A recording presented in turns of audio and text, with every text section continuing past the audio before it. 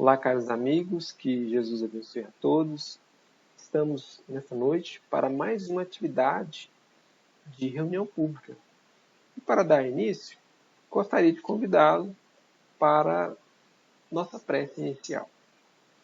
Então, com os olhos fechados, mentalizando a figura amorável de Jesus, sintamos a tua presença entre nós.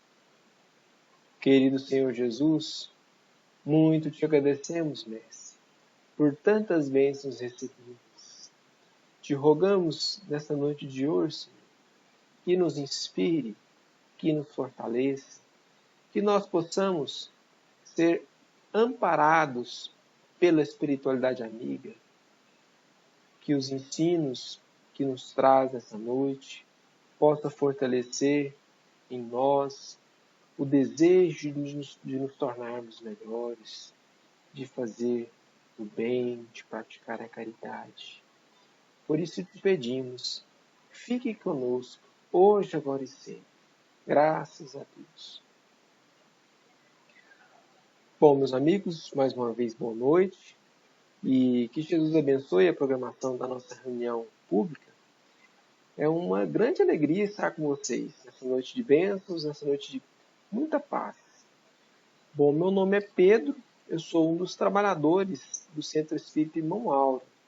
E em nossa reunião pública virtual, nós, nesse momento, estamos no salão de O Evangelho segundo o Espiritismo, de Allan Kardec, onde cada capítulo é estudado em 4 palestras diferentes. E o tema dessa noite, o tema da nossa palestra, é Uma Realeza Terrestre, que faz parte do capítulo 2, item 8, de O Evangelho segundo o Espiritismo. Capítulo este intitulado Meu Reino não é deste mundo. Então, rogamos o amparo de Jesus, que Ele possa nos inspirar, que nos possa nos dar sabedoria para falar sobre esse tema tão importante que tem tudo a ver, né, com os nossos anseios, com a necessidade de transformação moral que todos nós estamos vivenciando no mundo. Bom, vamos então para o estudo. Um minutinho. Bom, está aqui.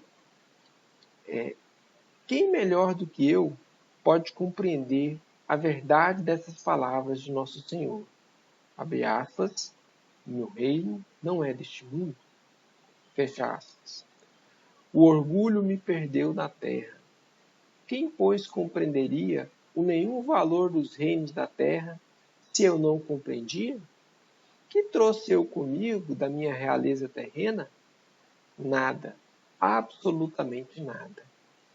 Meus amigos, esse trecho do Evangelho, ele diz respeito a uma comunicação de um espírito que foi rainha na França.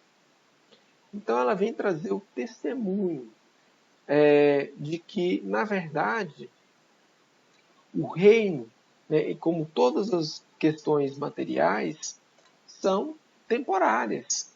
E ela se depara com um grande engano que, imaginando-se investida de um poder divino, por representar, né, o seu povo ali, por ser a mais alta autoridade do seu povo, achar que todos esses títulos, a riqueza, os tesouros, seriam levados com ela para esse ambiente que muitos de nós já vamos falar como sendo o reino dos céus, né? Mas que nós sabemos que nada mais é que é o mundo dos espíritos. Importante destacar a questão aqui dos vícios morais que faz com que ela reconheça como uma encarnação de dificuldades. Como ela coloca aqui, o orgulho me perdeu na terra. Então, a gente vê que o grande poder, né, a autoridade, a riqueza, elas podem nos ensejar para um caminho de orgulho, de vaidade, de egoísmo, né? Naturalmente que são provas diferentes da riqueza, da pobreza, e que nós vamos tratar um pouquinho aí nessa noite de hoje. E importante destacar também, aqui ao final, que ela se questiona: o que trouxe eu comigo na minha realeza terrena? Na verdade, nada, né? Porque assim como nós adentramos no mundo dos vivos, dos encarnados, sem trazer nada, ao nos despedir, ao terminar a nossa experiência terrena, nós também levamos nada de material. O que nós levamos é apenas aquilo que nós vivenciamos, as experiências, os aprendizados. E eles podem ser bons, proveitosos, ou mesmo ruins, né? Bom, dando prosseguimento aqui, a gente pode pensar o seguinte: bom, mas no Brasil nem rei tem mais, né? A monarquia já não existe desde, salvo engano, 1889. Acredito que a maioria de nós não estamos investidos de uma autoridade, de uma responsabilidade de chefiar o país. Então, será que esse tema diz respeito a nós? É claro que sim, porque existem outros reinados, né? Outros ambientes que nós, às vezes, nos portamos como se nós fôssemos os chefes, os reis, os donos, os proprietários. Por exemplo, aqui na primeira imagem, nós podemos ver uma família em que o pai ou a mãe ali exerce sua autoridade. Ou mesmo no ambiente profissional, às vezes o chefe acha dono dos seus funcionários, não dão o devido respeito, achando que aquilo ali é para sempre, né? E que essa posição nunca poderá ser invertida. Ou às vezes mesmo com os nossos filhos. Ou, enfim, meus amigos, qualquer que seja o ambiente, nós vamos perceber que nós temos uma vinculação, um sentimento, podemos ter, né? Um sentimento de posse, de que das coisas mais simples que existentes. Eu me recordo aqui do livro de Viktor Frankl, em que ele trata lá, salvo engano, o título é Em Busca de Sentido, em que ele relata a sua experiência como um prisioneiro nos campos de concentração nazistas. Então ali, né, na Segunda Guerra Mundial, ele, um judeu, prisioneiro, junto com outras pessoas também prisioneiras, tinha a figura do capo. O capo era alguém eleito, escolhido ali, né, pela sua afinidade, pelo seu interesse, escolhido pelos nazistas, para que ele pudesse exercer uma certa fiscalização. Então ele tinha um certo poder, mas ele era tão prisioneiro quanto os outros. E Viktor Frankl relata diversos abusos que eram exercidos por esses capos. Veja só. Então, ele tinha o quê? Um poder, mesmo que fosse ali naquela dor, né? Aquele sofrimento, naquela imundície toda que era criada ali pela maldade, né? dos nazistas. Né? Então, isso serve muito para nós refletirmos. Kardec tece alguns comentários sobre a riqueza e poder, lá no Livro dos Espíritos, no item 5, Provas da Riqueza e da Miséria. Diz o seguinte: a riqueza e o poder despertam todas as paixões que nos prendem à matéria e nos distanciam da perfeição espiritual. Foi por isso que Jesus disse: em verdade vos digo, é mais fácil um camelo passar pelo fundo de uma agulha do que um rico entrar no reino dos céus. Então ele fala ali da riqueza e do poder, que são provas, né? Que são provas de elevado grau de dificuldade, porque elas têm um condão, elas têm a possibilidade de despertar em nós as nossas paixões, porque às vezes a gente não precisa de passar por humilhações, a gente não aceita, então nosso orgulho ele aflora, né? A gente não precisa de uma ajuda de pessoas, então, porque a gente acha que pode comprar tudo, ou ter o poder de mandar, né? Então, não são provas que insuperáveis, mas que, pela natureza, pela característica, né, tem uma dificuldade muito grande, né, para quem está vivenciando esse tipo de provação. Emmanuel, lá no livro Prefácio, lá no livro Nosso Lar, né, no prefácio do Nosso Lar, ele fala sobre a surpresa da morte carnal, que a maior surpresa é a de nos colocar face a face com a própria consciência, onde edificamos o céu, estacionamos no purgatório ou nos precipitamos no abismo infernal, sem lembrar que a terra é oficina sagrada e que ninguém a menosprezará, sem conhecer o preço terrível do terrível engano a que se submeteu o próprio coração. Então, como essa rainha, ela se depara com a nova realidade em que, na verdade, ela não tem mais a sua autoridade, não tem mais o seu poder. Mais à frente vamos ver que ela se depara com pessoas que foram contemporâneas dela, encarnadas na mesma época que ela não dava a menor atenção, ela desprezava por completo, porque achava que eram pessoas insignificantes. E no plano espiritual percebe que essas pessoas estão numa posição hierárquica, moralmente falando, maior que ela. Não porque eram pobres, não porque eram pessoas que serviam a nobreza, mas porque aproveitaram da experiência, conquistaram essas virtudes, e isso fez com que elas angariassem esse tesouro moral.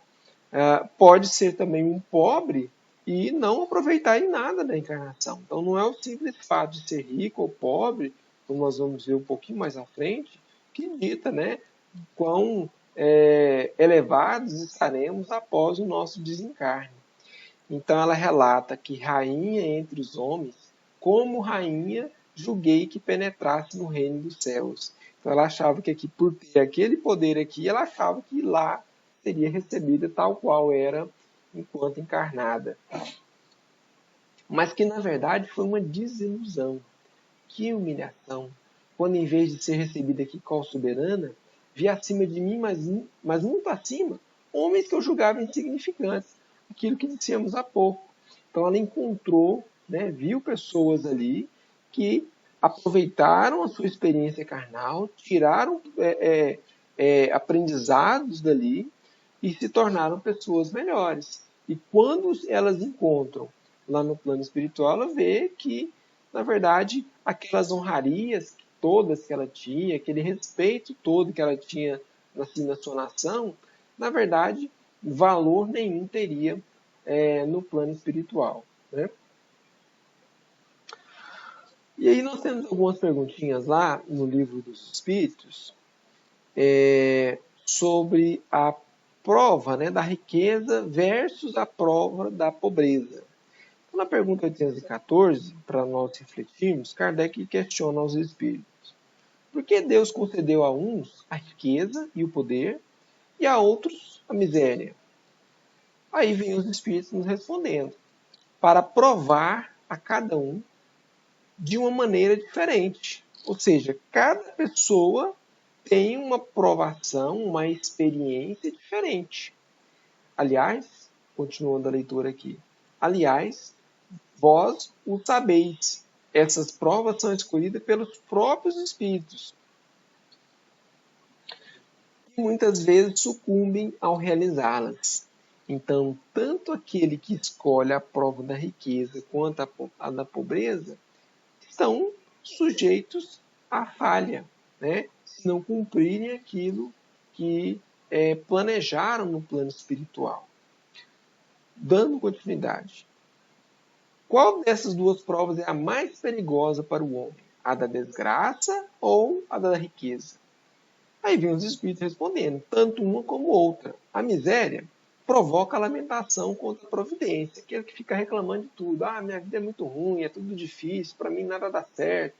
O quintal do vizinho é muito mais verde. A vida do fulano, olha só, ele não precisa se esforçar para nada, tudo dá certo para ele, tudo acontece. Ou a prova da riqueza, né? Que leva a todos os excessos.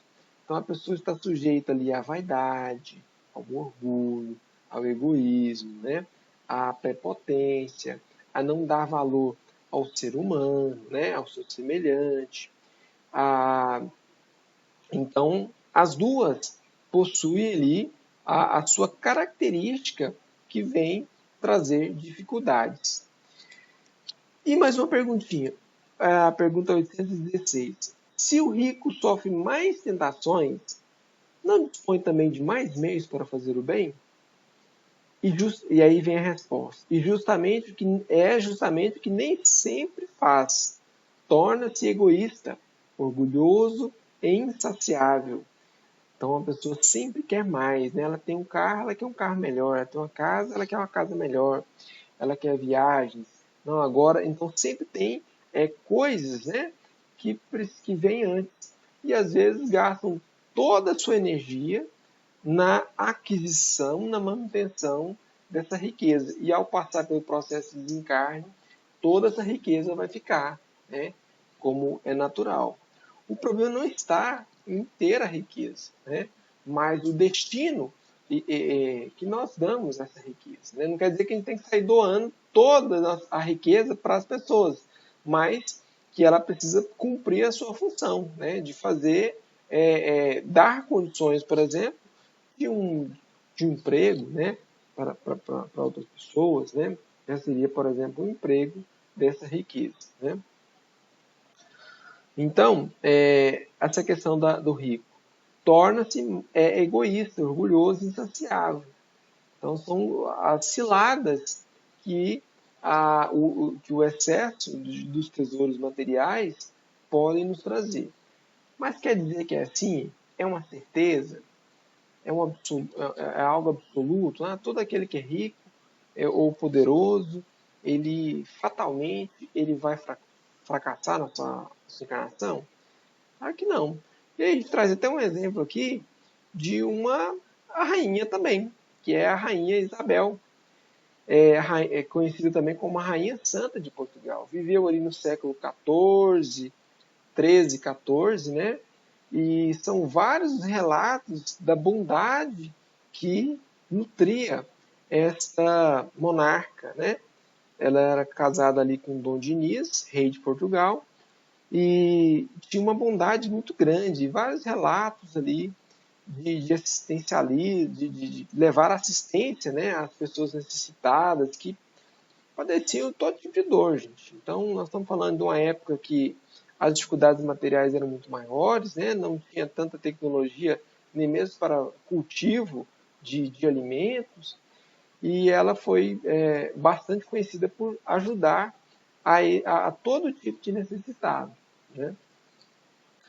Há até relatos, né, de atribuição da sua como sendo a ministra veneranda de nosso lar. Né? Não tem só para a gente tecer aqui algumas curiosidades, né, da possibilidade. Bom, continuando, meus amigos, olha só o que voltando lá ao trecho do Evangelho, né, que nós estamos lendo, de uma rainha terrestre, em que ela nos diz o seguinte, né, para obter um lugar no reino do céu. Para se granjear um lugar neste reino, são necessárias a abnegação, a humildade, a caridade em toda a sua celeste prática, a benevolência para com todos. Não se vos pergunta o que fostes, nem que posição ocupastes, mas o bem, né? Mas que bem fizestes, quantas lágrimas enxugastes. Então, meus amigos, como nós podemos ver, ela, né, traz a sua experiência.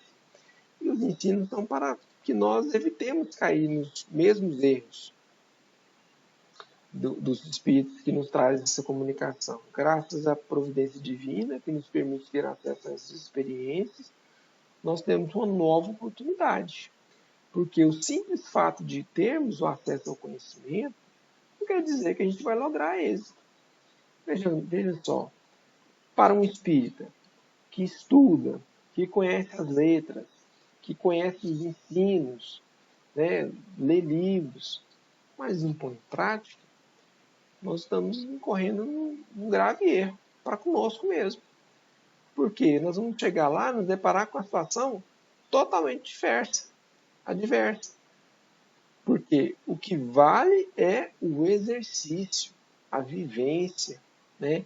Ou seja, como coloca aqui, o bem que nós fizermos, as lágrimas que nós enxugarmos. Ah, mas era o fulano, era o palestrante. Ah, não, era um doutor, né? Um dito.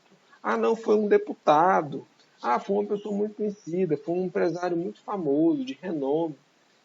Mas qual foi o bem que nós fizemos? Quantas lágrimas nós enxugamos? Essa é a pergunta que é feita lá. E aí, para a gente ter alguns exemplos, olha só, as atividades no campo do bem. Então, essas atividades elas servem para nos impulsionar no campo da caridade, vencer o nosso orgulho, a nossa vaidade, né? Olha só, uma atividade de evangelização de crianças. Outros exemplos mais conhecidos, como a Madre Teresa de Calcutá, né? Tanto se dedicou no amparo aos homens, né? Aos necessitados. O próprio Chico Xavier, né? Que desencarnou pobre, né? Tão pobre quanto era quando nasceu. Mesmo tendo a oportunidade, ali, por meio dos livros, por meio das inúmeras doações que recebia, nada disso ficava para o seu uso próprio, né? Eram todas destinadas para instituições, não só as instituições que ele participava, mas outras instituições, né? Então, serve para nós como inspiração. E nós temos que nos esforçar. Como esse Espírito coloca, ele coloca o seguinte trecho: Ó Jesus, tu o disseste, teu reino não é deste mundo, porque é preciso sofrer para chegar ao céu. De onde os degraus de um trono a ninguém aproximam. A gente percebe até um tom de lamentação pela natureza do Espírito, né? Que encara como a forma de se desenvolver apenas por meio do sofrimento. Porque olha só como ela continua aqui. A ele só conduzem as veredas mais penosas da vida. O trono é uma experiência difícil? Certamente. Mas há formas de nós lograrmos êxito, qualquer que seja a situação. Nós não temos carga superior à nossa capacidade de carregar na nossa vida.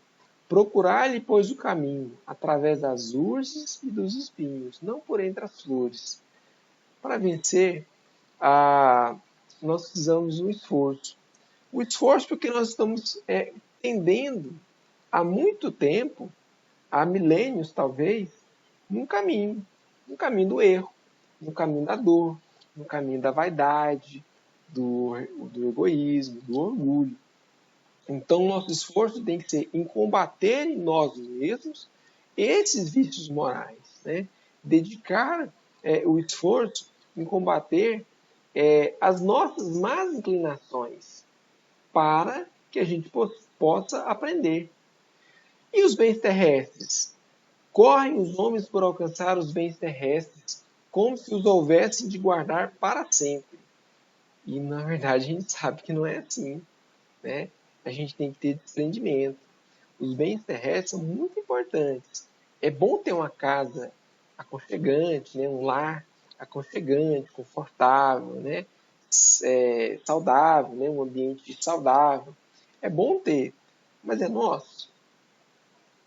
Pode até ser de papel passado, pode até estar no cartório lá, atribuído a nós. Mas vai ser para sempre nós? Não, não vai ser para sempre nós. Então nós temos que usar bem, né, desses instrumentos que Deus nos permite ter acesso, por exemplo, um veículo, qualquer que seja o bem terrestre, utilizarmos para alcançarmos o objetivo principal, que é fazer o bem ao próximo. E não importa a religião, não importa a condição social, nós não precisamos ser ricos para fazer o bem ao próximo. A gente ouve alguns amigos, né, algumas pessoas dizem assim, se eu ganhar na loteria, eu vou ajudar muita gente. Vou fazer isso, vou ajudar aquele lar de idosos, aquele lar de crianças. Será que a gente precisa mesmo ganhar na loteria para ajudar alguém? Existem diversas formas de ajudar, de fazer a caridade. Às vezes, uma conversa amiga é uma forma de caridade. É a caridade moral. Ter paciência é uma forma de fazermos a caridade. Então, são formas diferentes. É claro que, especialmente nesses dias que vivenciamos, em que muitas pessoas estão impedidas de trabalhar, em meio a essa pandemia, a caridade material ela é muito importante também. Muitas pessoas têm padecido aí, têm sentido fome, crianças. Então, devemos sim fazer a caridade material, mas não é a única forma. Eu não preciso ser aquela pessoa que doa a maior quantidade. Nós podemos doar o que nós temos condição, né? Seguindo os ensinos de Jesus. Continuando a leitura, cedo se apercebem, aqui, porém, todas as ilusões se somem. Cedo se percebem eles de que apenas apanharam uma sombra e desprezaram os únicos bens reais e duradouros, os únicos que lhes aproveitam na morada celeste, os únicos que lhe podem facultar acesso a esta. Então, olha só, ele se deu o exemplo de pegar uma sombra. A gente consegue pegar uma sombra? A gente tem a impressão que pega uma sombra, mas na verdade a gente não consegue, né? Então, ao terminar a nossa encarnação, todos esses bens serão transformados, serão distribuídos, né, pelos herdeiros, ou serão vendidos, serão modificados. Aquela casa, aquele ambiente que a gente gostava, tinha um apreço muito grande. Aí vem uma pessoa, um herdeiro ali, vende, ou a pessoa que compra derruba. Então nós não podemos ter esse amor, né, esse apego aos nossos bens terrestres. Nós não podemos desprezar também, destruir, danificar, né, porque são instrumentos para nós, né? E aí a gente traz um grande exemplo, que é o exemplo do governador da terra. O verdadeiro rei, né, se a gente fosse considerar como se fosse esse título, que é Jesus, né? Mesmo simples, como coloca aqui Auro para nós, lá no livro Universo e Vida, reputamos de magna importância ressaltar aqui a extrema simplicidade, a completa humildade, a pobreza, o desatavio, a singeleza com que Jesus marcou de modo iniludível e indelével a sua presença e o seu mecenato neste mundo. Então é a verdadeira realeza, porque mesmo sendo um espírito perfeito, né, de elevada envergadura, né, atingiu o máximo da perfeição moral e intelectual, né, está em desenvolvimento, continua, porque nós nunca interrompemos o desenvolvimento intelectual, vem fazer-se presente entre nós, nasceu num ambiente muito simples, sequer um hotel tinha para recebê-lo, né? Nós vamos ver que não teve posses, não tinha um carro, não tinha nada para carregá-lo, não tinha uma casa, não tinha dinheiro, não tinha instrução do ponto de vista material. Este era o Cristo de Deus, o governador da terra, a maneira como ele se fez presente entre nós, né? Então, nada disso ele teve, mas que marcou a era, né, de o antes e o depois de Jesus, né, sendo aí a segunda revelação, trazendo para nós esse não só principalmente, melhor dizendo, o exemplo, né, de como nós devemos ser. E aí ela encerra, né, voltando lá à mensagem, o Espírito, né, que foi uma rainha na França, ela encerra pedindo a oração para aqueles que não ganharam o reino dos céus, ou seja, aqueles que se depararam com a situação completamente diferente daquela que imaginavam quando estavam encarnados. Ela diz: ajudai-os com as vossas preces, porquanto a prece aproxima do Altíssimo o homem. É o traço de união entre o céu e a terra. Não o esqueçais. Então, a necessidade de oração por aqueles que passaram pelo processo de desencarne. Às vezes estão ali iludidos, né? Achando que existe uma situação muito melhor. Para nós também, né, meus amigos? Vamos orar. A prece, como coloca aqui, nos aproxima de Deus. Então, é um instrumento que está franqueado a qualquer um. Não precisa ter uma forma específica. Basta que a gente fale com o coração, que a gente fale algo de maneira sincera, né? Esta sim é a verdadeira oração, porque ela não se limita, porque o meio de transporte que ela usa, que é o nosso pensamento, não tem limites. E quando nós empregamos o nosso pensamento, empurramos com a nossa vontade, ela não tem limites, ela chega a qualquer lugar que seja. Posso orar a Jesus que vai chegar até Ele. O meu pedido, o meu agradecimento, né? O meu louvor. Bom, então nós terminamos aqui essa parte.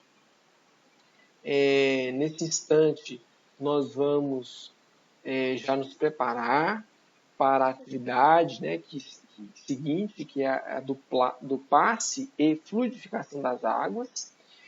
Dessa forma, meus amigos, minhas amigas, nós convidamos a todos para que nós possamos tomar o passe à distância. E é importantíssimo que nós confiemos, que nós tenhamos fé, confiemos em Jesus, porque não existem barreiras para aqueles que têm fé. E nós também convidamos para que você coloque o recipiente com água bem próximo de você, já separe, né, o recipiente, porque essa água vai ser fluidificada.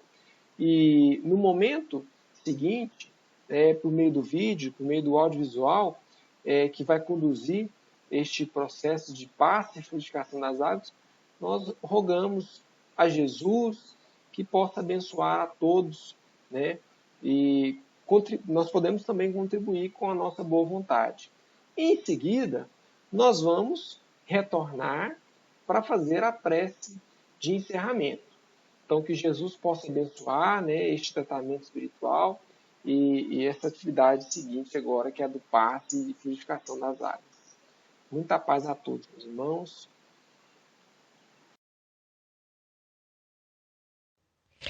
Meus irmãos, preparemos um vasilhame com águas limpas e preparemos para o passe.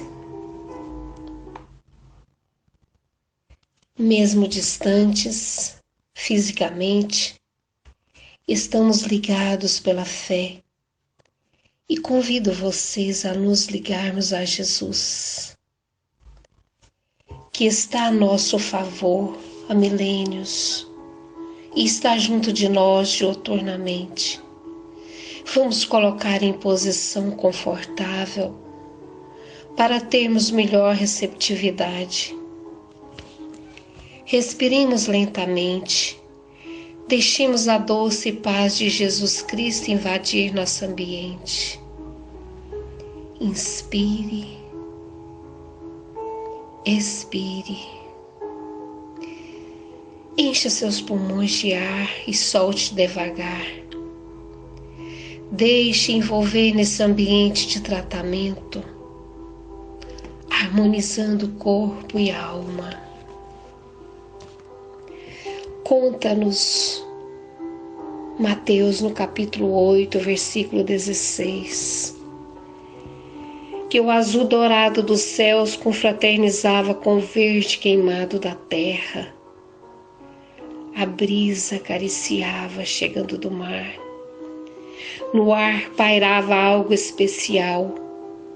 Ouviram-no e o viram mais de uma vez e constataram que jamais alguém fizera o que ele fazia ou falara como ele falava.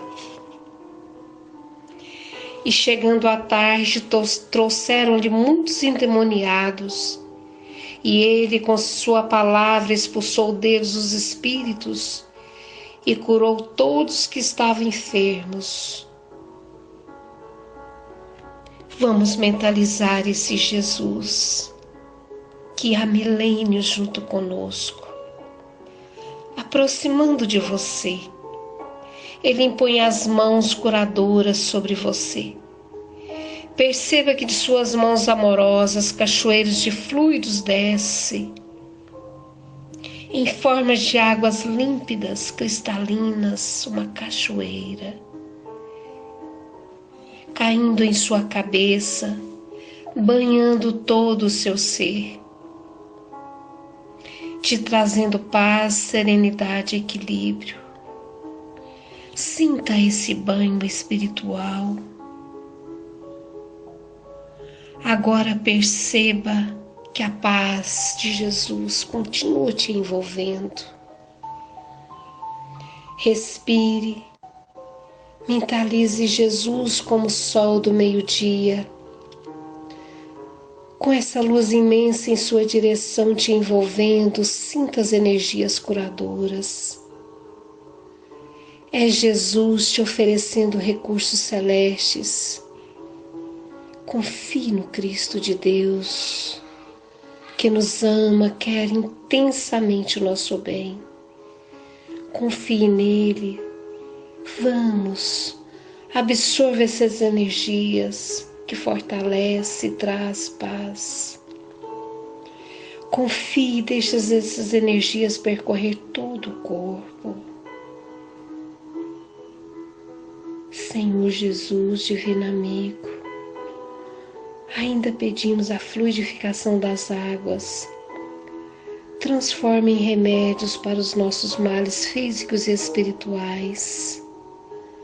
Abençoe todos os nossos familiares e toda a humanidade. Senhor, continue nos envolvendo no Teu amor. Guarda-nos na Tua paz hoje e sempre. Graças a Deus. Que assim seja. Então vamos fechar os nossos olhos para agradecer a oportunidade, mais uma vez, Senhor, dessas palavras que vêm nos orientar. Obrigado mais uma vez, Senhor, por tantas bênçãos recebidas, pela bênção do passe, pela bênção do tratamento espiritual que participamos nesse instante. Pedimos que abençoe os nossos lares, que renove em nós a confiança, Senhor. Que possa atender ao nosso país, que vive este momento de dificuldade, desta pandemia, mas também atendendo os demais países, todo o nosso orbe terrestre. Muita paz para as pessoas, muita confiança, para que nós possamos enfrentar essas dificuldades e, ao final dela, termos logrado êxito aprendendo em meio às dificuldades. Graças te damos por tudo e que seja sempre feita a tua vontade, hoje e para todo sempre. Que assim seja. Muita paz a todos, meus irmãos. Fiquem com Deus.